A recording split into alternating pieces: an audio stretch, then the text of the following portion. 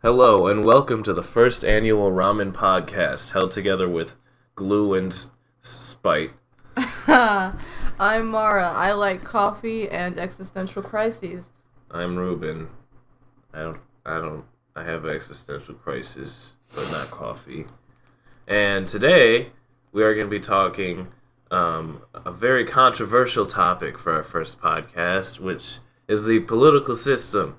Don't fret, for we are not going to make a bunch of political points and arguments.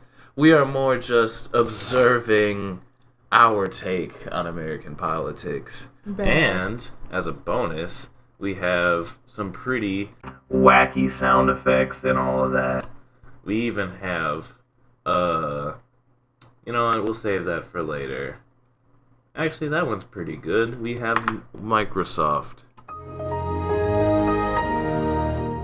Our podcast has started. So let's just start off with the political parties, because I think if there's anywhere that's a jumping off point, it's probably that. So as your local historian and nerd, I can tell you that the political parties have been a very complicated and controversial subject for a long time, because the original founding fathers did not want a two-party system like we have today. They just wanted everybody to agree, but that was unrealistic. So there were many, many efforts like being a federalist or like other such things, but now we just have Republican and Democrat and Independent if you count that. And the thing is, this is where it gets complicated because the original meaning of Republican and Democrat are completely different than what we know today, because during the 50s and 60s there was a party switch, hence all the Republicans became Democrats and all the Democrats became Republicans, so the ideals switched as well. Well, yeah, just say it all at once. So yeah, currently, I guess, should we say the parties we align with or no? Keep it neutral. I think it's just obvious. So Yeah, but currently my issue with the political parties and how people treat is I think it's too simple right now. I think by labeling yourself and other people as just this, basically color at this point, because people bring it down to vote blue or vote red now, by labeling yourself with this color, it makes it feel like people who align with this other color are the enemy. The classic red versus blue. And it leads to the demonizing of people who probably don't deserve it, because I genuinely believe there aren't, not even the majority of any party is comprised of people with ill will. But there are bad people on both parties as well as in the middle. Well, yes, it's never black and white, but the thing is, with the way the parties are set up these days, it kind of gets very, very generalized, I'll admit. But you can kind of guess by the majority, seeing as today you look on the news and see what's happening with these parties. So identifying with either red or blue has become that person, I don't like that person because they identify with these ideals I see every day. So, of course, there's not that everybody in one party is one way or another. It's just that with the way things are today, it kind of gives you an idea of what that person's like, oh, they agree with this set of ideals because this is what I read about or saw on TV. Me personally, I wouldn't even say that, because very often you find a lot of party members within the same party disagreeing. Take the left divide I was actually reading about and I heard about on the H3 podcast. A lot of just Democrats and liberals disagree on very many things because they have different ideas. One thing I will give to the Republican Party, they're much more united, but the thing is with not all of them. They're much more than the blue side of things, because on the left there are liberal and conservative leftists, because there are conservatives on both sides, because not all Democrats are liberal or like want all like the same things as each other. So there's always bickering and squabbling of who's a true blue politician. But the thing is, but is that a good thing? It's not. This is where the fault in the party systems come, because nobody can agree on anything, even if they're in the same party. Yeah, like I'd say the difference between like people on the right would be conservatives want to see the good of the country, and libertarians want individuals to have a better life. Well, here's a correction. Conservatives want the good of the country in their eyes, and that benefits them, because usually conservatives are more upper-class white men, more often than not, and they usually want things that benefit them and their caste. Well, but I wouldn't say...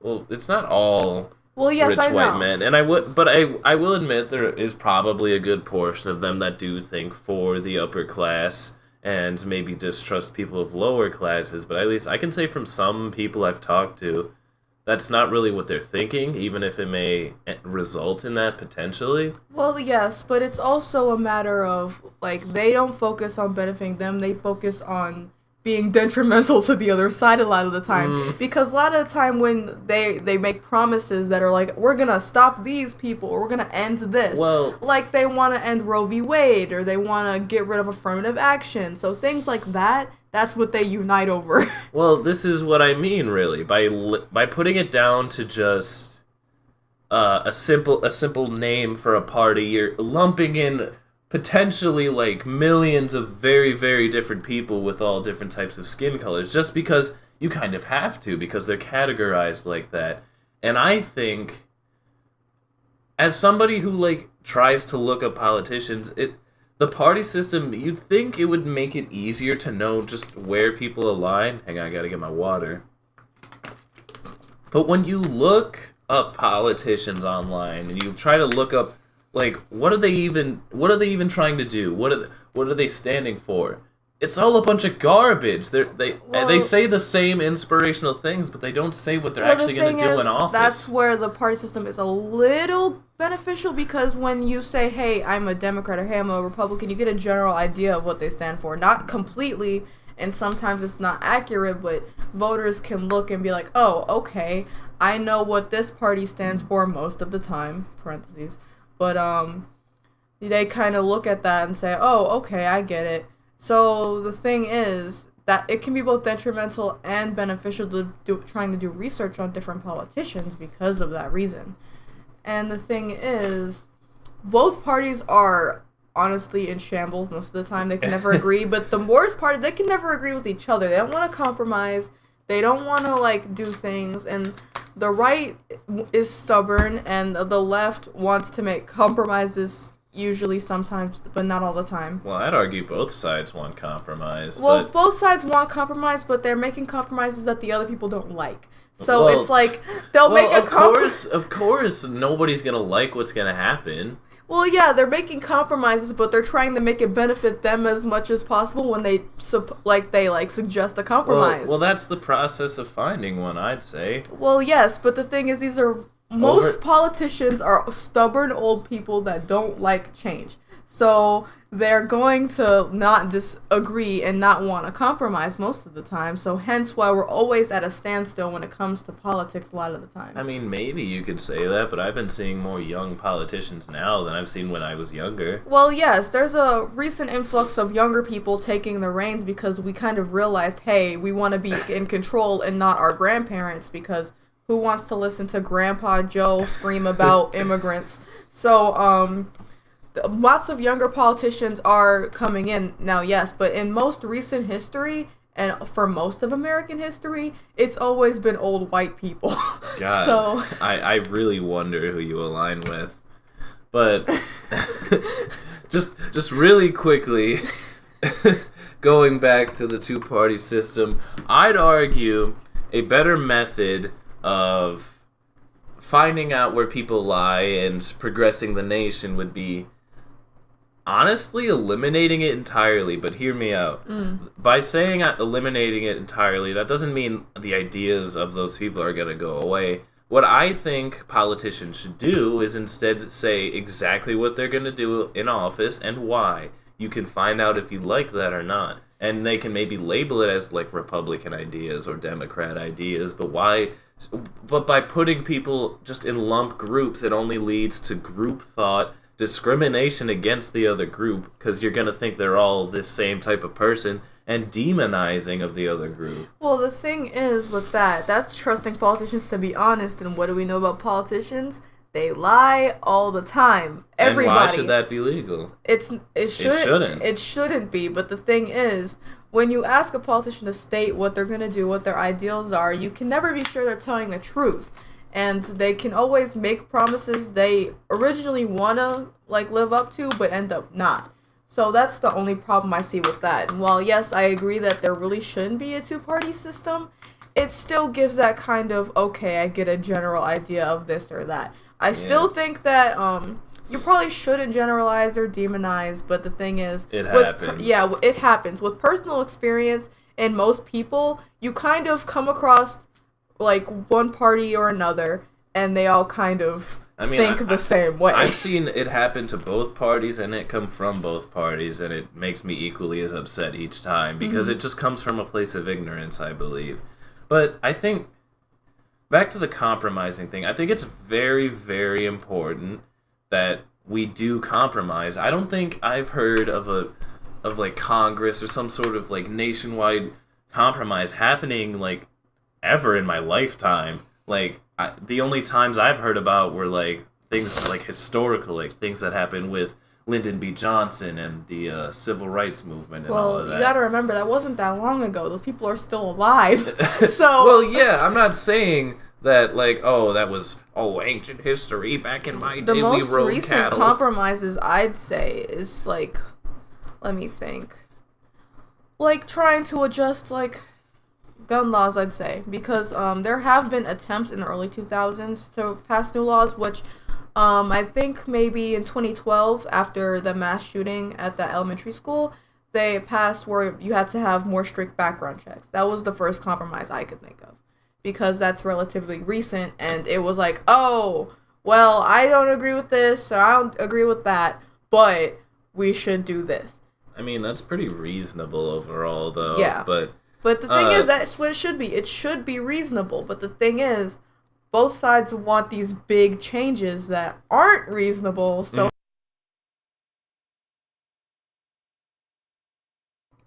Alright, we had an audio cut out there. But you're right, I do agree that both parties want big changes and they want all this and that to happen immediately when... You can't just, you can't just force progress to happen in the present.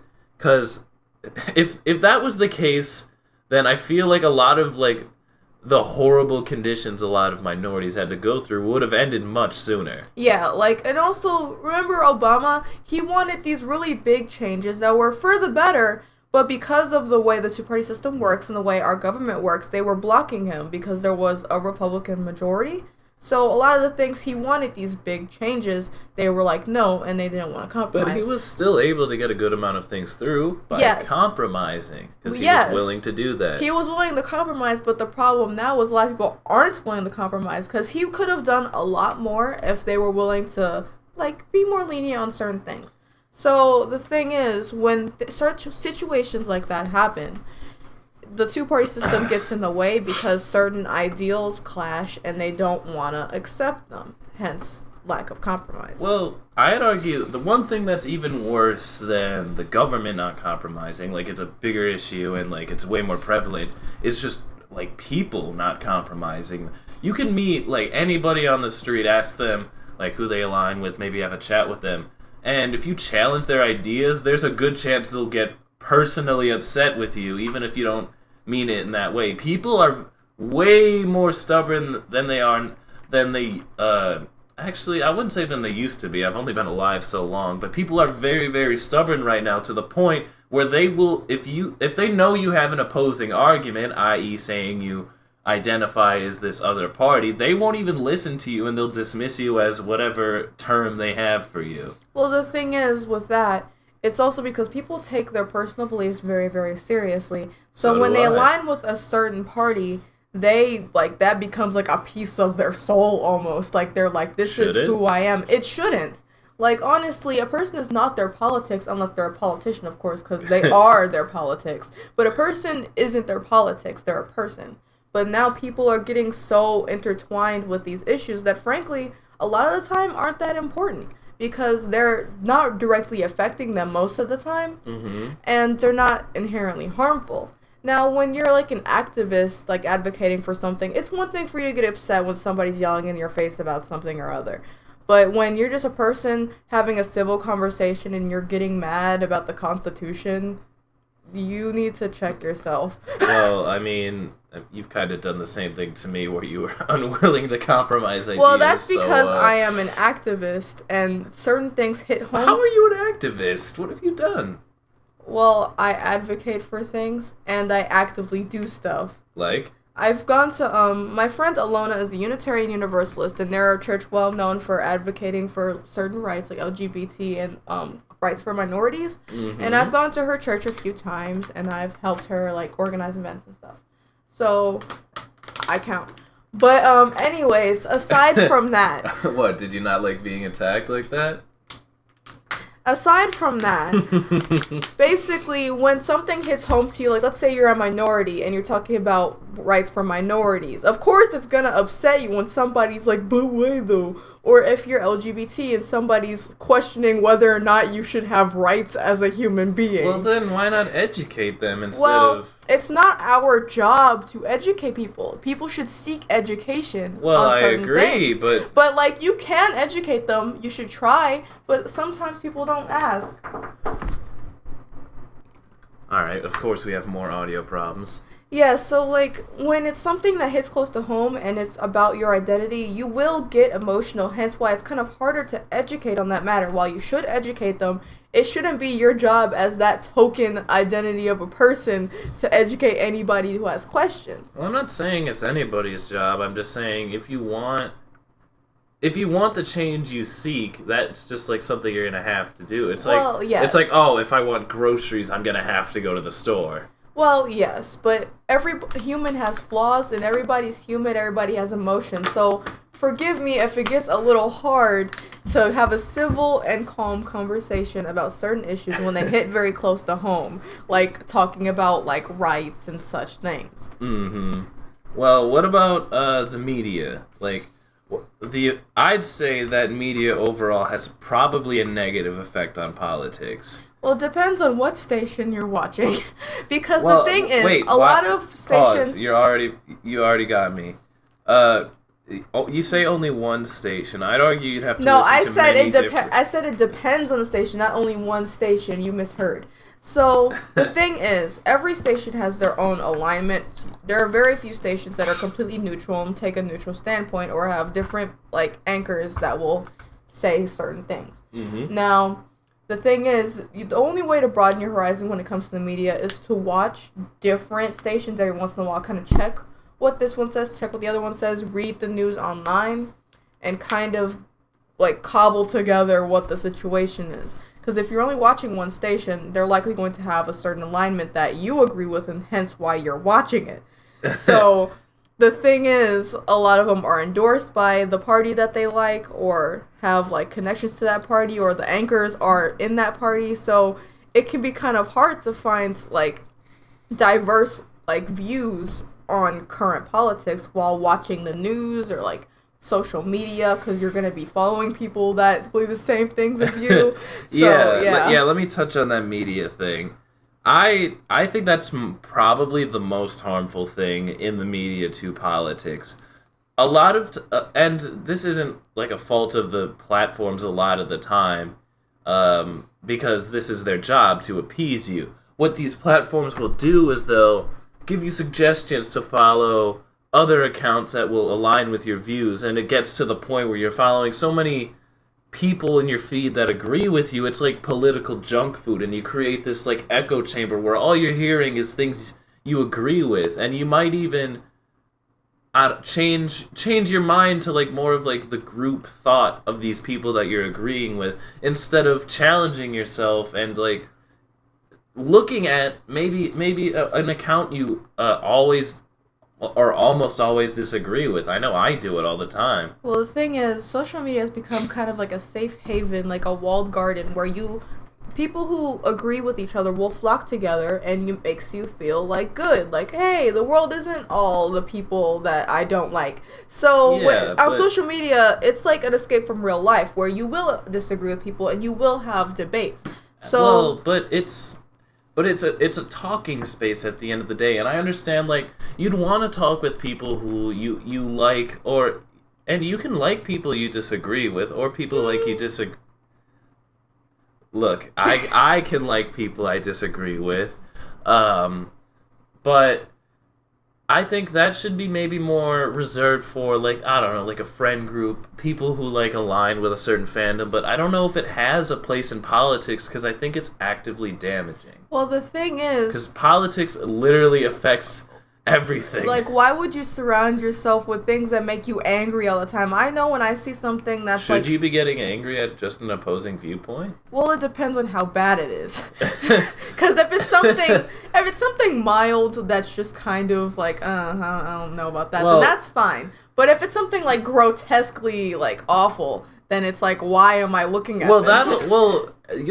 You have to look, like, you have to search for people you'd be like that upset to like follow. Like, you can find somebody like who's just in a different party who just like has their different opinions, and you might disagree with them, but they won't say anything like outright bad or hateful. But if you look up, I don't know, hey, I'm a white nationalist, or hey, Stalin was a good guy, am I right? You're probably gonna get pretty angry at whatever they have to say. Well, yes, exactly. So like the thing is, it's like we tend to avoid that because we expect the worst out of people that oppose us, so we create our little like space with all of our friends and people that agree with us so you can have your little happy time, because honestly social media is an escape from reality, because you see all these awful things on the news, you argue with people in real life, so you go on, let's say, like Instagram just to look at cats and people that agree with you.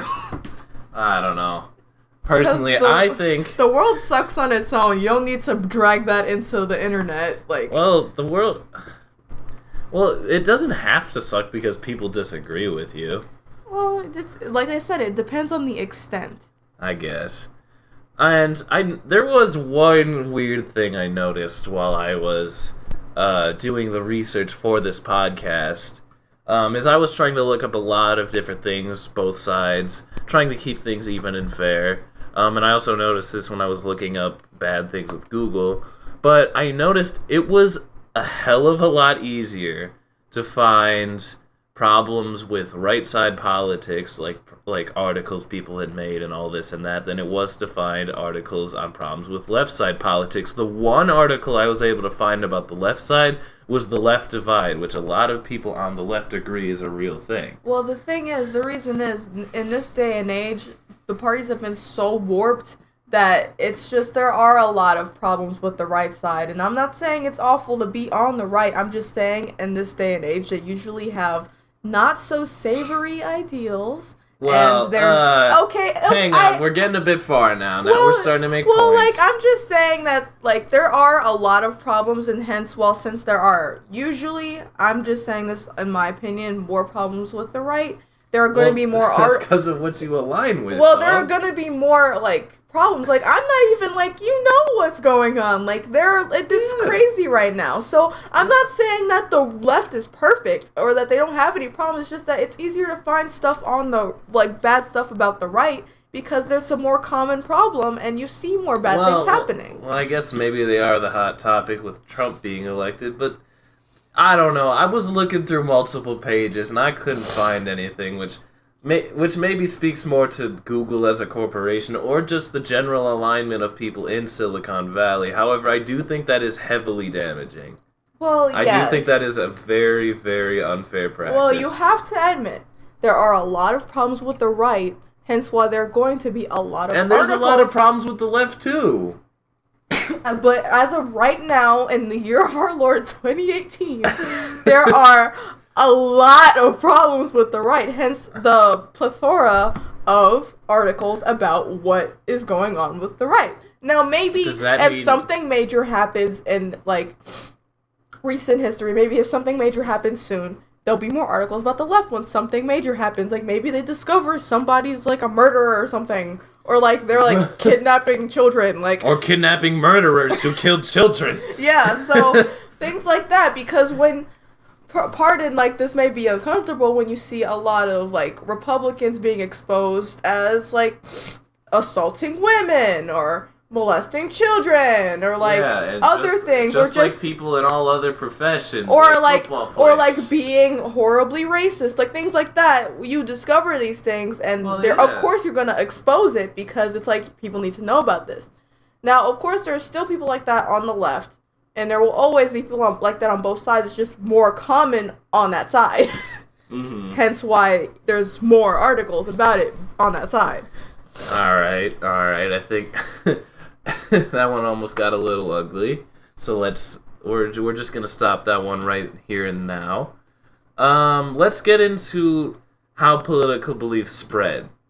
I think most often people talk about this relating to parents, like, oh, my parents were raging conservatives or raging liberals, and now I'm not because I rebelled against them, or now I am because they're smart people and all this and that. What have you noticed? Because I read some articles about this, but I want to hear what you have to say first. I've noticed that, like, if your parents kind of leave the door open, you're more likely to identify with them because they're not pressuring you to be like them. Like, if they kind of say, hey, here's what we believe, or, oh, look at the news, and they kind of let you figure it out on your own, you're more likely to develop your own opinion, but it might be based on theirs because they're respectful about it. Now, in oppressive households where they kind of force you into that cookie-cutter mold of what you should be, you're more likely to rebel. Yeah, I hate my parents. Yeah, or maybe later in life, after rebelling, you might change your mind and be like, oh, my parents were right all along, they just want the best. It really just depends on the person, because personally, my parents never pushed anything on me. I kind of formulated my own opinions by watching the news, reading newspapers, because those used to be a thing, and... your skin color. Yeah.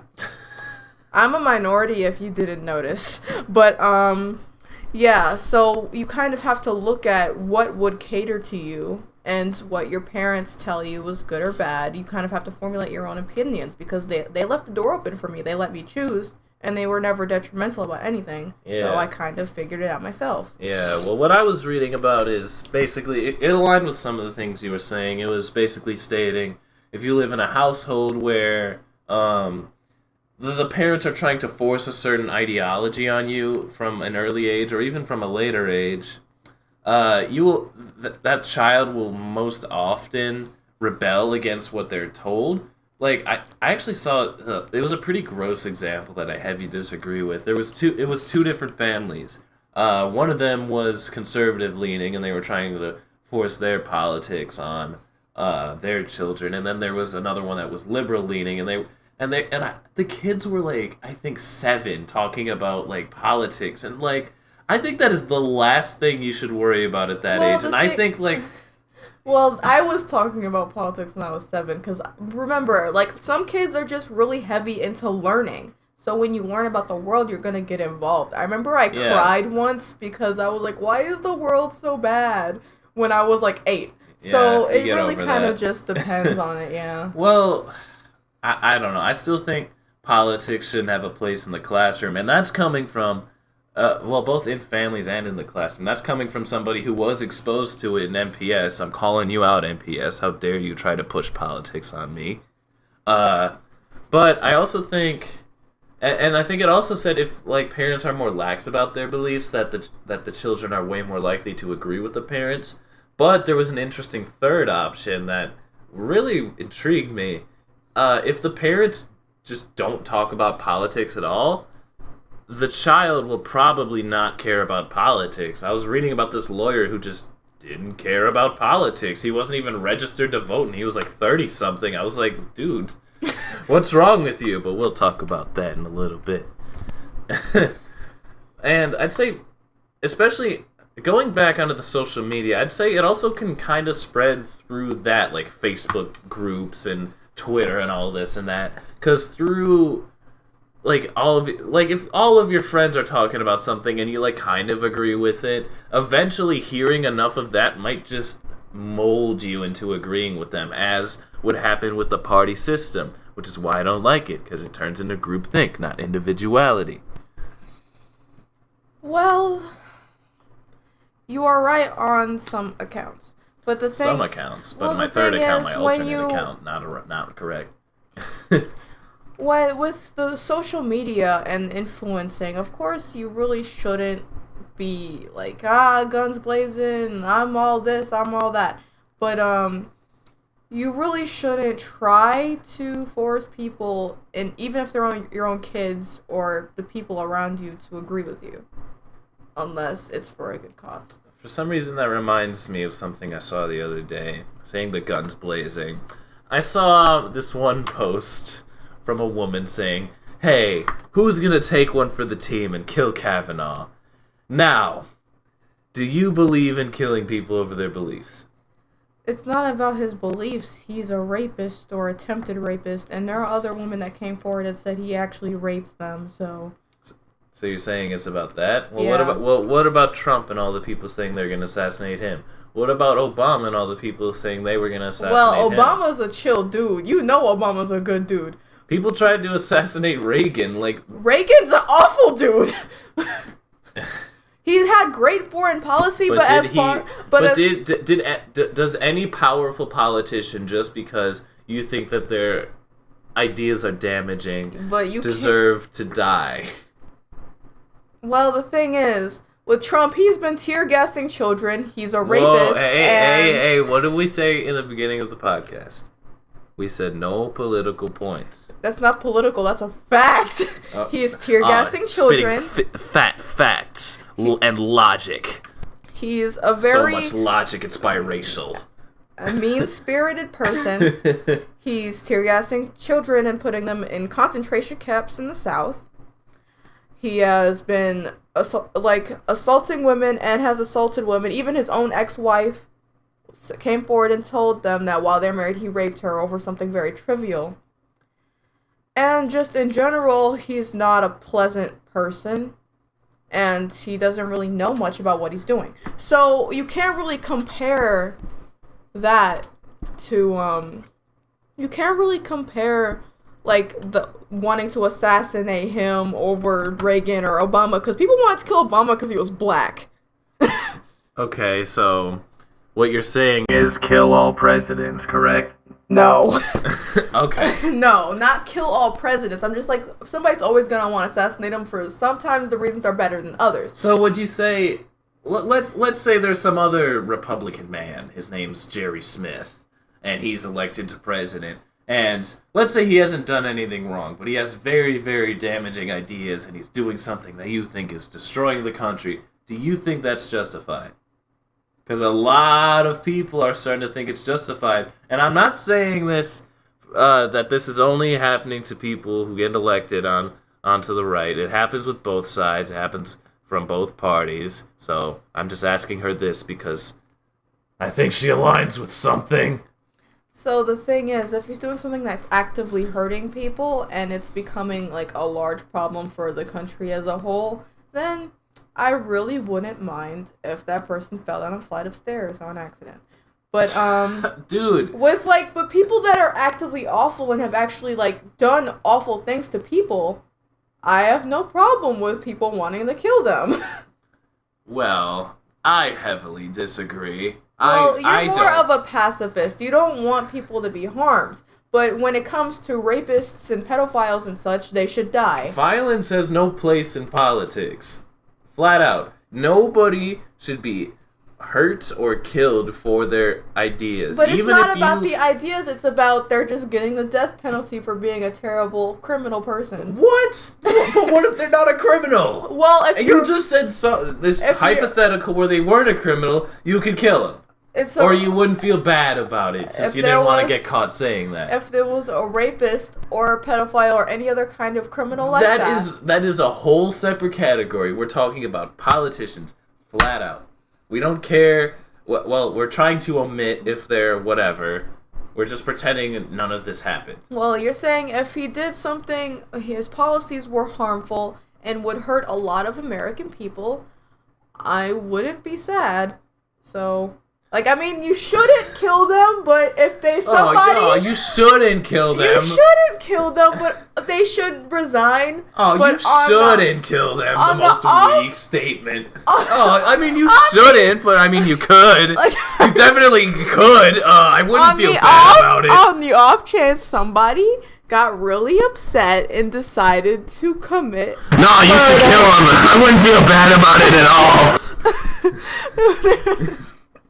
On the off chance that somebody would kill them. Right. I would be like, oh, they shouldn't have killed the guy, but I wouldn't really feel bad about it. Yeah, we should just create anarchy, a lot of it. Well, okay. I think that this flows in nicely to the topic of free speech. Probably the most contentious thing, besides gun. Actually, okay. So, free speech is obviously very, very sensitive among many people, including yourself. And I'd say we are in a difficult period of time right now. I think a lot of people's freedom of speech is being suppressed right now, maybe even more than in days past. And this is for everybody. However, obviously, I think minorities are getting it a little bit more raw right now. Yeah, because the thing is, freedom of speech has only really applied to the kind of people that wrote that amendment in the Constitution. Old white people. Well, yes, I understand that, but it's more often that there'll be capital punishment for speaking out. Now, in terms of free speech, I think we should have some more kind of bylaws about it, like other countries have. Like in France and in Germany, you can't say Nazi stuff because France and Germany. So no hate speech and being actively harmful, or what I would call fighting words, where it would inhibit violence. So the thing is, speech can be very harmful in the fact that even if you're not actively harming somebody, it can inspire somebody else to cause harm to people. Dog, I don't know. I'm just gonna say this. We're not gonna get in a fight about this again. I disagree. I believe freedom of speech should be freedom of speech. I'd say the way things are now, at the very least, should be maintained as the way they are, and I could see an argument for complete freedom of speech. However, I'm not going to argue that because I haven't done enough research on it. But that's just where I stand. All I'm saying is that hate speech shouldn't be allowed, because the thing is, it inhibits violence and it's actively harmful to society and the people that you're doing hate speech against. We're gonna skirt past that one, all right? No, that's my only problem. No, I know you get very heated about that. That's one. my only problem about free speech. That's just the only bylaw there should be. No being a Nazi, basically. And my argument is that we need freedom. People should be allowed to be Nazis. People should be able to be high. Okay, so this is why I wanted to skirt past this one. No, you did the same thing to me. No, are you saying? No, we are not. Are you saying you want Hitler? Are you saying you want people to be Nazis? That is not what I'm saying. Are you saying you want people to be Nazis? No, that's not what I'm saying. Free speech equals people being able to be Nazis, Ruben. Mara, we're gonna skirt past this one because we're gonna get in a fight if we talk about this one more. Anyway, college campuses. I've been reading quite a few stories for years about people's freedom of speech being suppressed on college campuses, and it's happened to both sides. It's more public that it's happened to people who are on the right. However, I have also read stories about it happening to people on the left. Like the silencing of victims of assault by professors and prestigious students of universities. Well, I think that's a little. Actually, no. They've expelled students for saying, "Hey, this person's a rapist." Yeah, and that's whack. That's awful. And I would argue, if there's any place in the country that should have complete freedom of speech, it is college campuses, because it is a place of learning, a place of debate, and where people should learn to know better. That is the place where you should have well-constructed, completely. It doesn't have to be friendly, but you can't be fighting each other. Debates about politics, and I think you should be able to say anything you want, even if everybody in the room disagrees with you and thinks you're awful for saying it. If there's anywhere, I think it should be college campuses. And I don't like how college campuses have been suppressing accepting speakers to come there and their own students by threatening to suspend them or even worse, expel them. Well, I just agree with that. Just no hate speech. Like, if you can civilly say something about your point of view without being hateful or inherently harmful, then fine. But no hate speech. No walking around with a swastika on your arm like, kill all the coloreds, kill all the Jews. But they're there in a place of learning. So, you want me to learn to be afraid? Learn to be afraid? No. What I'm saying is, those people, if they're gonna learn anything, they have to learn it there. And sure, they can say all the hateful things they want, but there's gonna be somebody there who's gonna want to teach them. And I think that's important, that they learn to know better than to put hate onto other people. If you're determined, then you won't want to be taught. They will refuse to listen. Then why are you at college? To get a job. We're not gonna get into hate this. Speech idiots can get a job in the trades easy. Okay, we're not gonna get into how like the caste system of college works, but system. See, the thing is, college has become something of like in order to go to college, it's like a business. Colleges give you that little thing on your resume that makes you more qualified. Dog, but yes, so wait, are you going to go into how college is too expensive for most people to afford it? Yes. That's for everybody! Yes, I know that, but the thing is, with colleges, when you go, it's become a sort of like certificate. Like having a college degree is almost as like useless now as having a high school diploma, because back in the day, if you went to college, you were getting all the jobs, you were getting every job because you're super qualified. But now, because of the sheer concentration and the way the world works now, it's basically like, oh, you only have a bachelor's? That's not good enough. So people got to be more on their feet and look for opportunities outside of college, if that's what they want to do. Well, yes, but the thing is, especially for minorities, in order to be even considered, you have to be above and beyond and have that college diploma. It's hard for everybody to get into college. Well, yes, it is hard to get into college. That's where the elitism comes in, because it's like to shut out certain people from the workforce. You don't know the power of college. It's pretty whack. It's to shut out certain people from the workforce so they can basically weed out anybody they deem, in air quotes, unqualified.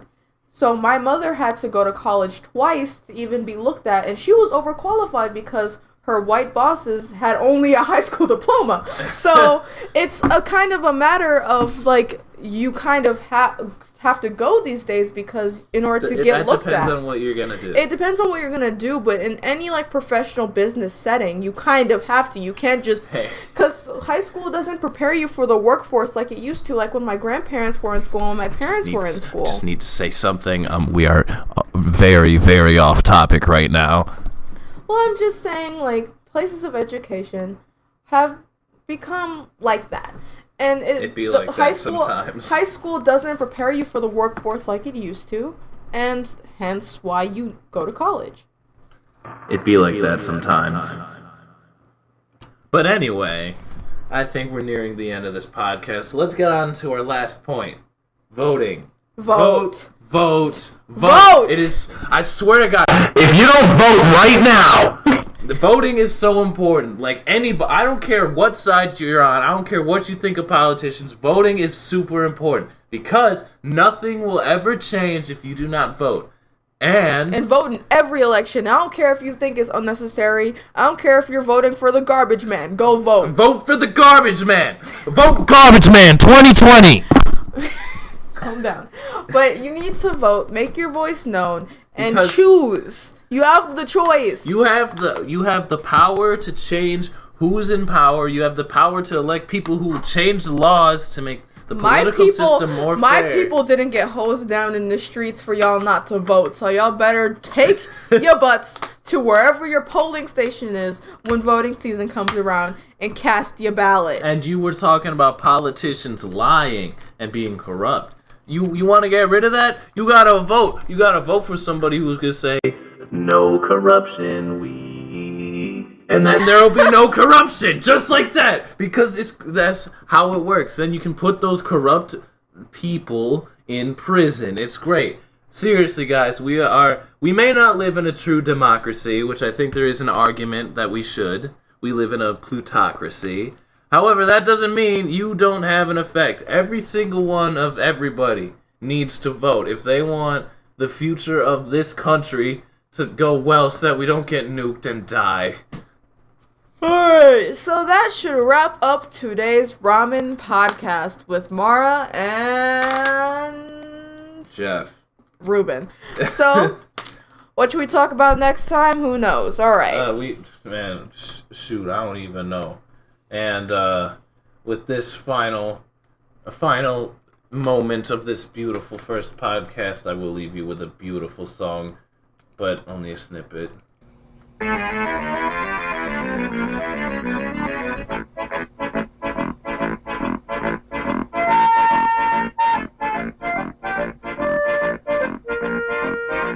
Now get out of here!